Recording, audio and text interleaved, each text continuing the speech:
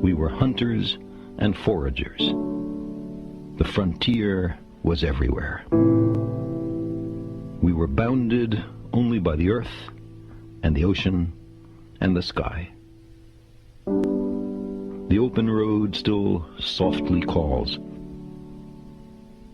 Our little terraqueous globe is the madhouse of those 100,000 millions of worlds. We who cannot even put our own planetary home in order, riven with rivalries and hatreds, are we to venture out into space? By the time we're ready to settle even the nearest other planetary systems, we will have changed. The simple passage of so many generations will have changed us. Necessity will have changed us. We're an adaptable species. It will not be we who reach Alpha Centauri and the other nearby stars. It will be a species very like us, but with more of our strengths and fewer of our weaknesses. More confident, far-seeing, capable, and prudent. For all our failings, despite our limitations and fallibilities, we humans are capable of greatness. What new wonders undreamt of in our time will we have wrought in another generation and another? How far will our nomadic species have wandered by the end of the next century and the next millennium?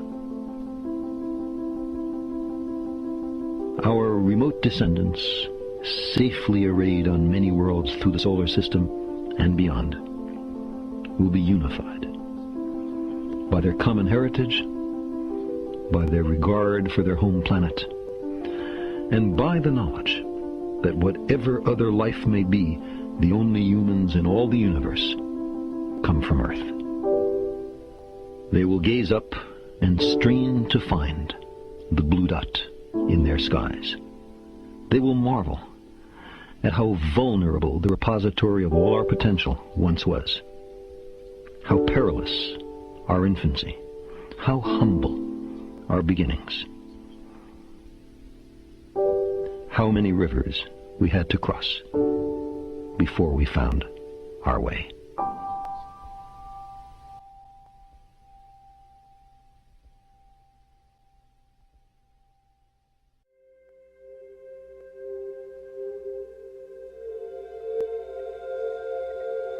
As children, we fear the dark.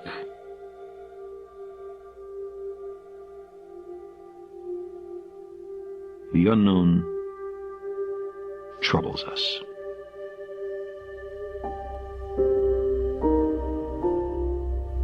Anything might be out there. Ironically, it's our fate to live in the dark. Head out from the earth in any direction you choose. And after an initial flash of blue, you are surrounded by blackness, punctuated only here and there by the faint and distant stars.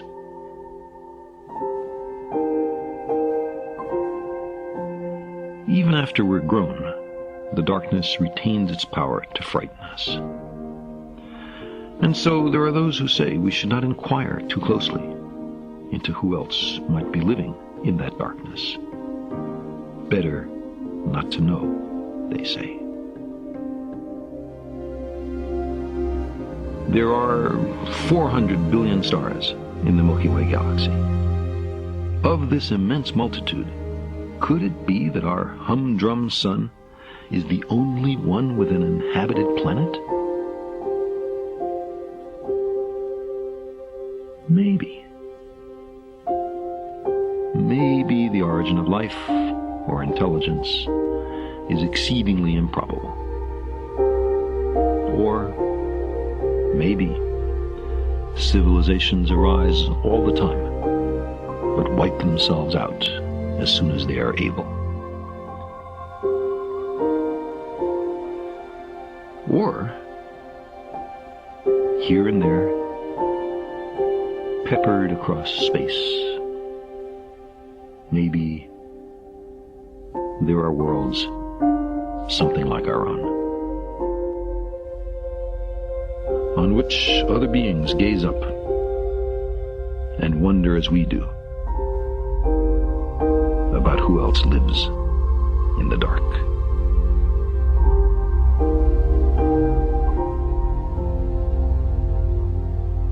Life is a comparative rarity. You can survey dozens of worlds and find that in only one of them does life arise and evolve and persist. If we humans ever go to those worlds, then it will be because a nation or a consortium of them believes it to be to its advantage, or to the advantage of the human species.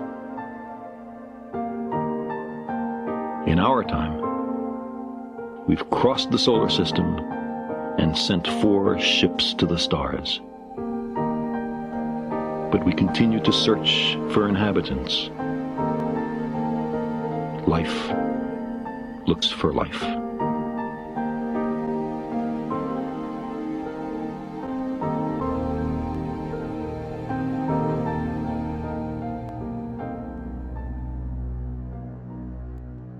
Consider again that pale blue dot we've been talking about.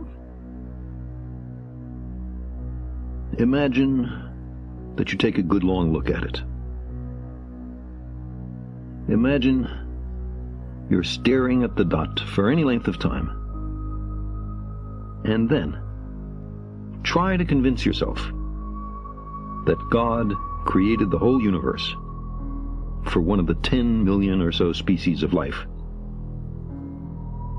that inhabit that speck of dust.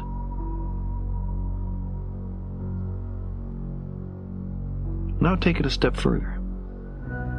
Imagine that everything was made just for a single shade of that species, or gender, or ethnic or religious subdivision. We can recognize here a shortcoming, in some circumstances serious, in our ability to understand the world. Characteristically, we seem compelled to project our own nature onto nature. Man, in his arrogance, thinks himself a great work, worthy of the interposition of a deity. Darwin wrote telegraphically in his notebook, more humble, and I think truer, to consider him created from animals. Close quote. We're Johnny-come-latelys. We live in the cosmic boondocks. We emerged from microbes and muck. Apes are our cousins. Our thoughts and feelings are not fully under our own control. And on top of all this, we're making a mess of our planet and becoming a danger to ourselves. The trapdoor beneath our feet swings open. We find ourselves in bottomless free fall. If it takes a little myth and ritual to get us through a night that seems endless, who among us cannot sympathize and understand? We long to be here for a purpose, even though, despite much self-deception, none is evident. The significance of our lives and our fragile planet is then determined only by our own wisdom and courage. We are the custodians of life's meaning. We long for a parent to care for us, to forgive us our errors, to save us from our childish mistakes. But knowledge is preferable to ignorance. Better by far to embrace the hard truth than a reassuring fable. Modern science has been a voyage into the unknown, with a lesson in humility waiting at every stop. Our common sense intuitions can be mistaken. Our preferences don't count. We do not live in a privileged reference frame. If we crave some cosmic purpose, then let us find ourselves a worthy goal.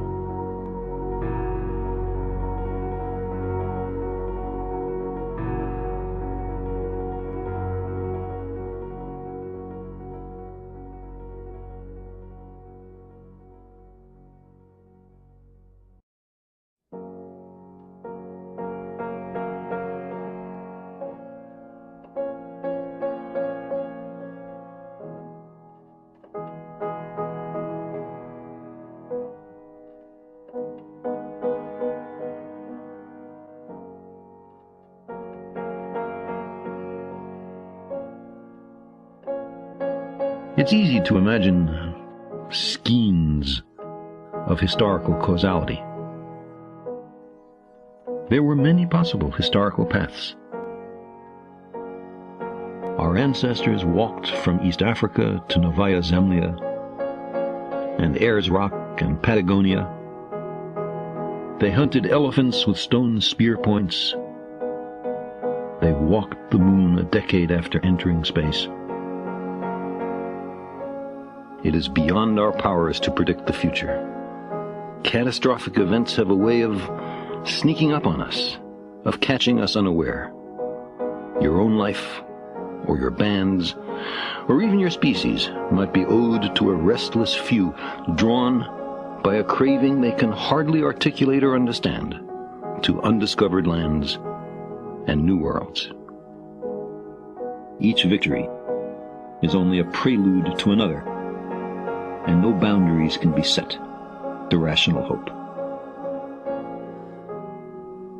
Our particular causality scheme has brought us to a modest and rudimentary, although in many respects heroic, series of explorations.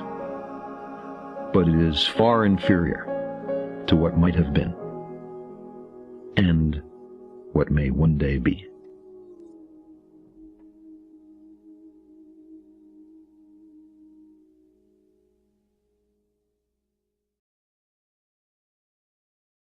Could the Milky Way be rippling with life and intelligence, worlds calling out to worlds, while we on Earth are alive at the critical moment when we first decide to listen?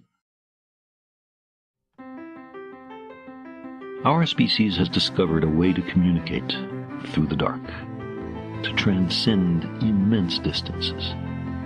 No means of communication is faster or cheaper or reaches out farther.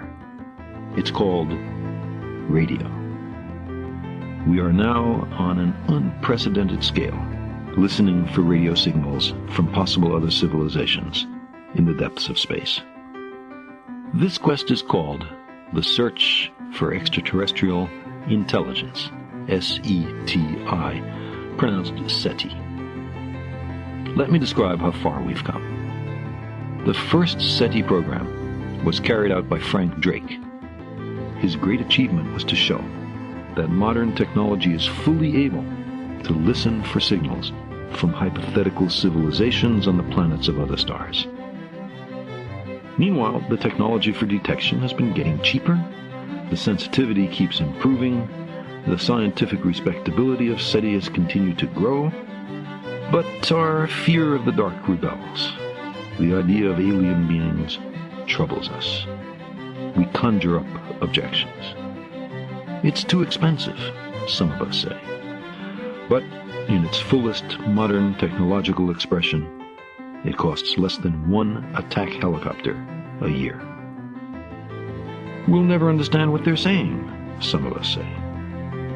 But because the message is transmitted by radio, we and they must have radio physics, radio astronomy, and radio technology in common. The laws of nature are the same everywhere, so science itself provides a means and language of communication even between very different kinds of beings, provided they both have science. All through human history, some of us say, advanced civilizations have ruined civilizations just slightly more backward. Certainly. But malevolent aliens, should they exist, will not discover our existence from the fact that we listen. The search programs only receive, they do not send. After billions of years of biological evolution, on their planet and ours, an alien civilization cannot be in technological lockstep with us. There have been humans for more than 20,000 centuries, but we've had radio only for about 1 century. If alien civilizations are behind us, they're likely to be too far behind to have radio. And if they're ahead of us, they're likely to be far ahead of us. Think of the technical advances in our world over just the last few centuries.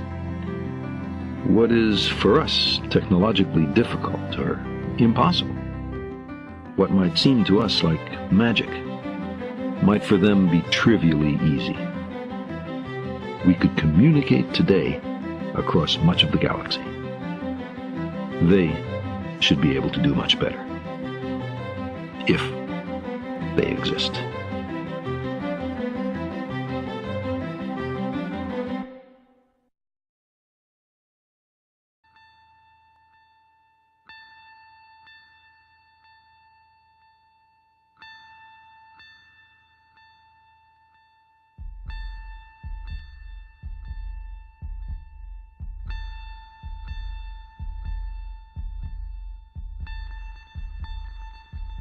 We had an expansive run in the 60s and the 70s.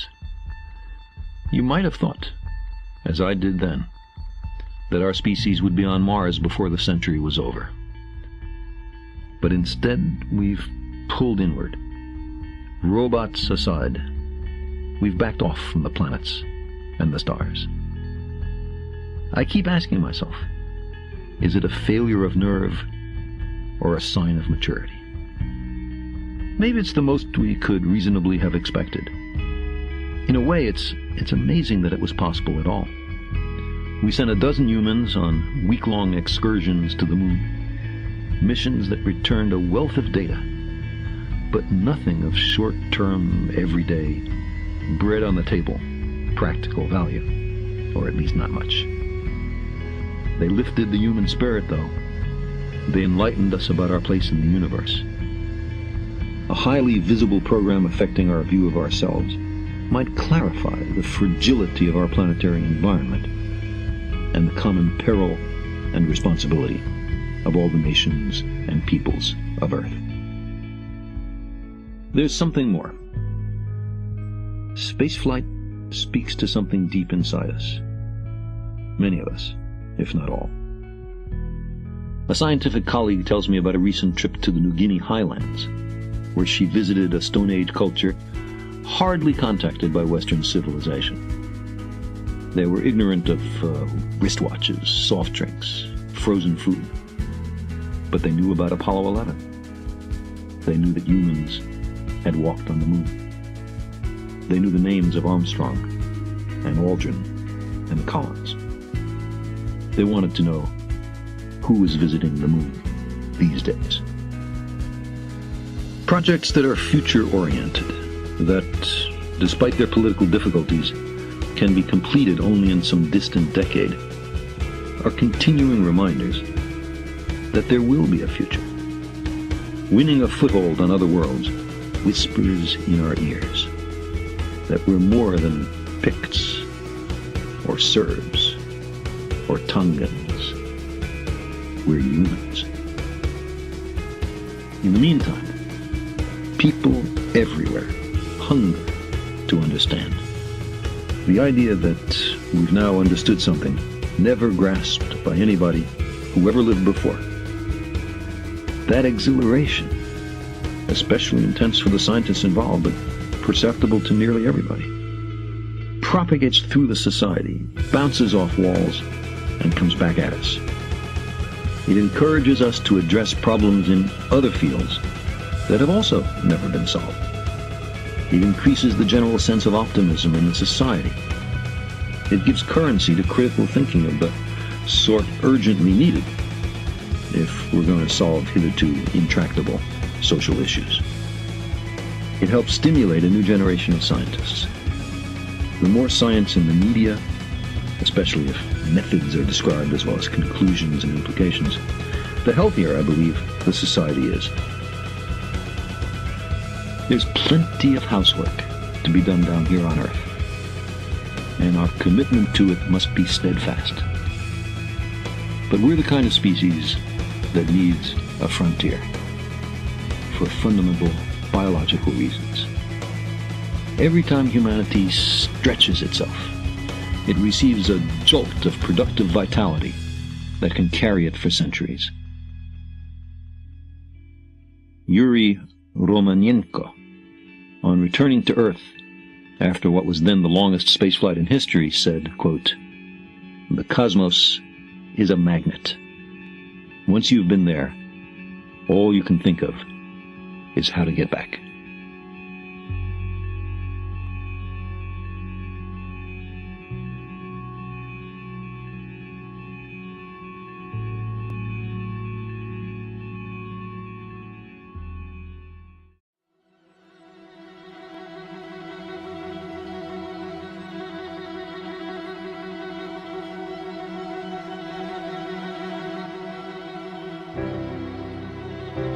It might be a familiar progression, transpiring on many worlds.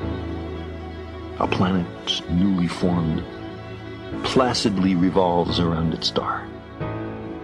Life slowly forms. A kaleidoscopic procession of creatures evolves. Intelligence emerges, which, at least up to a point, confers enormous survival value. And then, technology is invented. In a flash, they create world-altering contrivances. Some planetary civilizations see their way through, place limits on what may and what must not be done, and safely pass through the time of perils.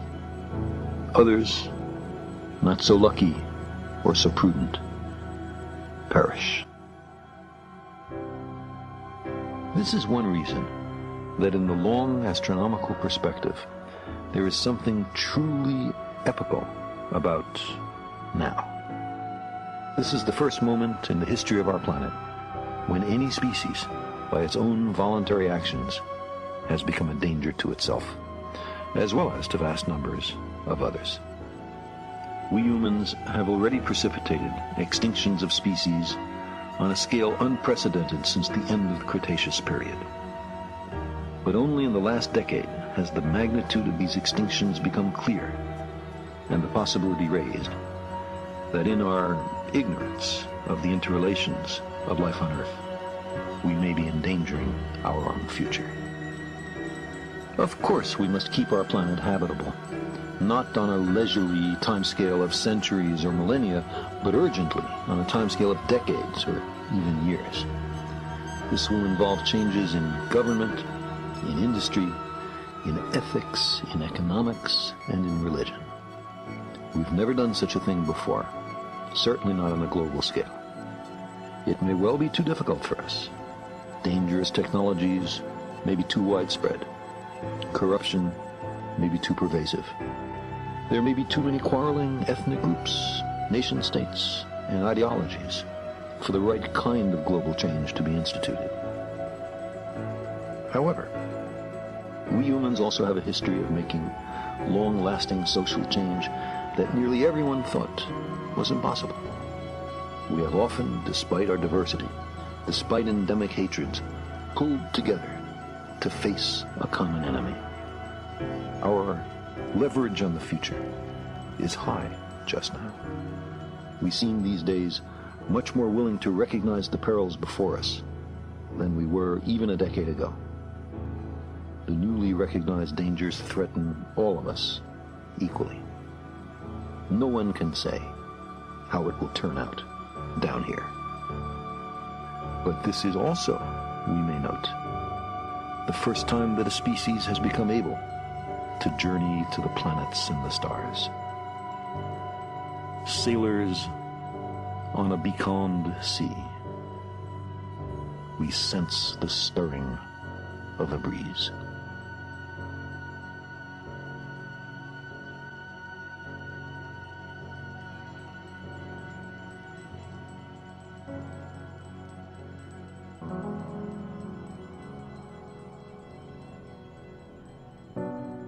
It's a sultry night in July.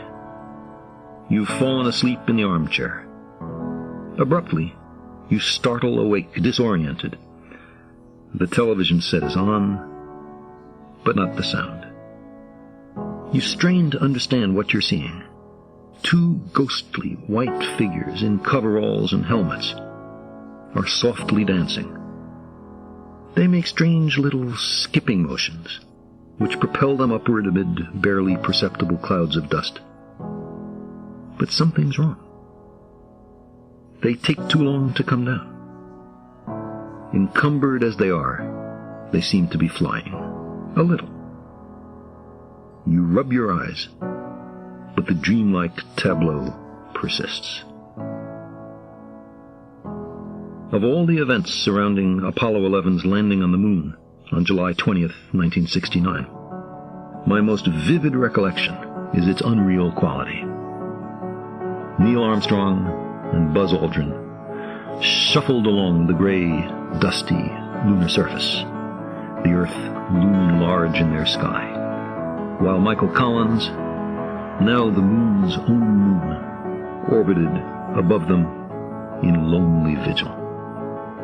Yes, it was an astonishing technological achievement and a triumph for the United States. Yes, the astronauts displayed death-defying courage. Yes, as Armstrong said as he first alighted, this was a historic step for the human species. But if you turned off the byplay between Mission Control and the Sea of Tranquility, with its deliberately mundane and routine chatter, and stared into that black and white television monitor, you could glimpse that we humans had entered the realm of myth and legend. Once upon a time, we soared into the solar system for a few years.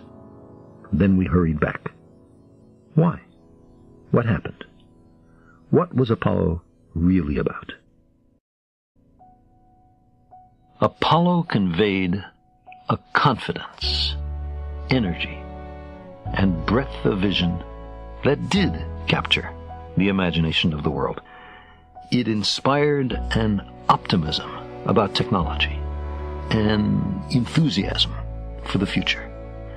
If we could fly to the moon, as so many have asked, what else were we capable of? We may have found that perspective just in time, just as our technology threatens the habitability of our world. Whatever the reason we first mustered the Apollo program, however mired it was in Cold War nationalism and the instruments of death, the inescapable recognition of the unity and fragility of the Earth is its clear and luminous dividend, the unexpected, final gift of Apollo.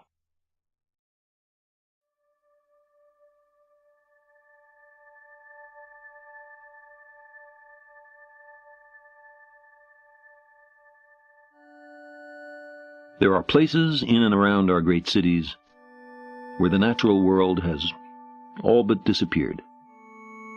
You can make out streets and sidewalks, autos, parking garages, advertising billboards, monuments of glass and steel, but not a tree or a blade of grass or any animal, besides, of course, the humans.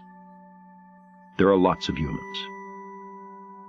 Only when you look straight up through the skyscraper canyons can you make out a star or a patch of blue. Reminders of what was there long before humans came to be. It's not hard going to work every day in such a place to be impressed with ourselves, how we've transformed the Earth for our benefit and convenience. But a few hundred miles up or down, there are no humans. Our impact on the universe is nil. In the last 10,000 years, an instant in our long history, we've abandoned the nomadic life.